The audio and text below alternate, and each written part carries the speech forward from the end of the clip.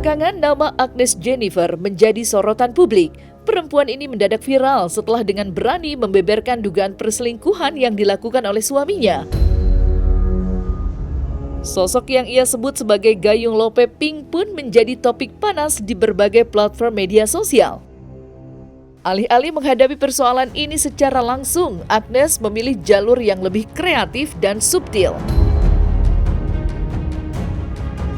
Ia menggunakan media sosial sebagai panggung untuk menyampaikan pesan-pesan tersirat melalui cerita fiksi yang ia tulis sendiri. Cerita-cerita tersebut bukan hanya sekedar imajinasi, tetapi cerminan dari apa yang ia alami dan rasakan. Terbaru, Agnes kembali mengguncang dunia maya dengan kisah lain. Kali ini, ia menulis tentang seorang pelakor yang rela mengganti nomor telepon berkali-kali hanya untuk bisa terus menghubungi pria yang sama, seorang pria yang sudah jelas-jelas memiliki seorang istri.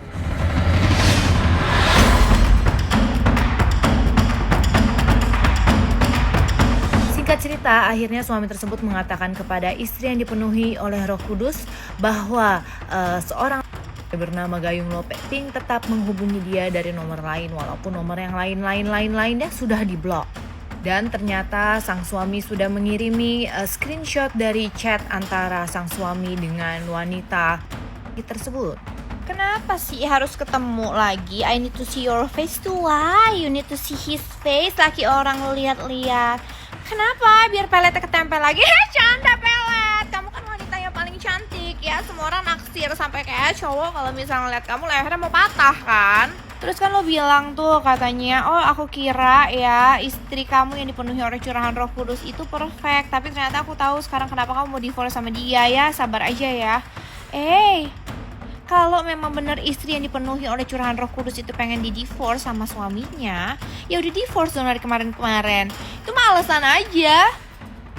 Bahkan sekarang setelah diserbu bertubi-tubi, ya kan?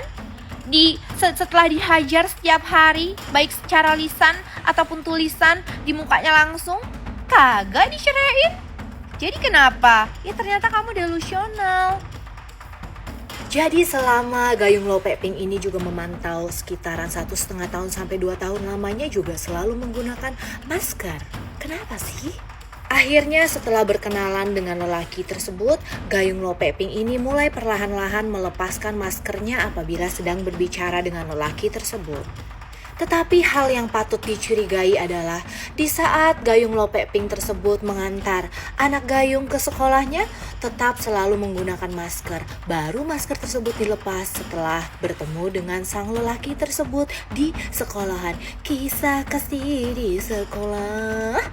Dan pada akhirnya setelah kasus tersebut viral, si Gayung Lope Pink ini pun masih tetap mengantarkan anaknya ke sekolah dengan menggunakan masker, tetapi tidak masuk ke dalam sekolah, hanya di gerbang saja. Apakah sekarang targetnya ojek pengkolan? Kalau menurut kalian, apakah dia mungkin merubah targetnya sekarang? Atau malah nanti suatu saat mungkin dia akan berani lagi mengantar anaknya ke dalam sekolah? Nganter dong anak ke sekolah, direbut sama Gayung. Gayung. Oh iya, Nenek Gayung. Terus jadi sekarang siapa yang nganter sekolah? Masih dia sih. Masih suami lo?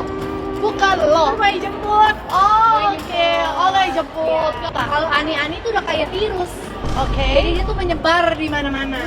Tapi hama. Iya. Jadi solusinya adalah kita harus jadi wanita independen. Oke. Waiting for my day when I'm playing sold out shows for 1,000 faces. Hey, give me that crown, get in my way in the Di sisi lain, kemunculan Agnes Jennifer yang berani mengumbar dugaan perselingkuhan suaminya dengan wanita yang ia sebut Gayung Lope Pink menjadi bahan perbincangan yang tak kunjung reda di media sosial.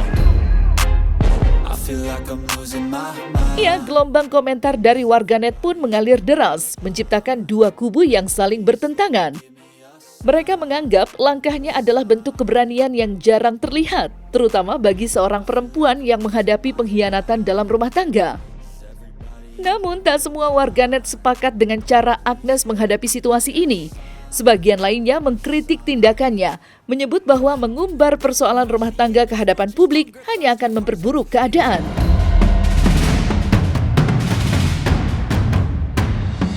Laki doyan selingkuh, kadang jadi cewek tuh serba salah ya. Terlalu mandiri, terlalu high value diselingkuhin karena lakinya merasa tidak dihargain dan merasa di bawahnya. Jadi perempuan minta-minta terus, gak bisa apa-apa, diselingkuhin juga karena perempuannya terlalu bergantung dengan laki-lakinya. Jadi perempuan yang dominan juga diselingkuhin. Kenapa? Karena udah menyalahgunakan kodrat yang seharusnya laki-laki adalah laki-laki yang dominan. Jadi perempuan lembek diselingkuhin juga. Kenapa? Soalnya bisa diinjek-injek, kan lembek. Jadi menurut gue kalau misalnya di Indonesia ini tuh banyak banget yang terdoktrin dengan kata-kata jangan terlalu sukses, jangan terlalu tinggi, nanti susah cari suaminya. Jangan dengerin, kenapa? Nanti kalau misal terjadi sesuatu ya, emang dasarnya aja lakinya gatel, tukang selingkuh ya, minta digosok-gosok, minta digaruk-garuk. Kalau lo sebagai perempuan gak bisa apa-apa, gak punya apa-apa, gak punya pegangan, kalau didepak sama laki-laki, lo bisa apa? Jangan pernah menurunkan standar lo demi mendapatkan pasangan hidup. Karena apa? Pasangan hidup bisa ninggalin lo kapan aja. Tapi kalau nyari duit, lo nyari kekuasaan, itu akan datang ketika lo kejar. Beda sama laki, dikejar gak tahu diri, dipertahanin kurang ajar. Jadi milih mana? Milih nangis, merana di pojokan sendirian, atau menangis sambil dilap pakai $1.000. Atau bayangin aja kalau misalnya the worst thing happen, lo disakitin, lo itu nangis di atas tumpukan Birkin bags. Terus juga kalau misalnya netizen pada bilang aib keluarga jangan diumbar-umbar tuh kan, jadi jilat ludah sendiri. Kapan gue ngelepeh? Kagak pernah ngelepeh, gue lepeh mah dia puy gitu say. Sekarang aib keluarga itu kita harus lihat dulu perlu diumbar atau enggak, tergantung lawannya siapa. Kalau lawannya cewek ya harus diumbar. Ini aja udah jelas-jelas viral seluruh Indonesia ya. Sampai orang luar negeri, yang orang Indonesia luar negeri juga banyak yang tahu ya kan. Sampai koko gue yang di Kanada aja bisa tahu ya kan. Nah, terus gimana? Masih juga orangnya kayak begitu, nggak tahu malu ya kan? Masih juga ngejar-ngejar.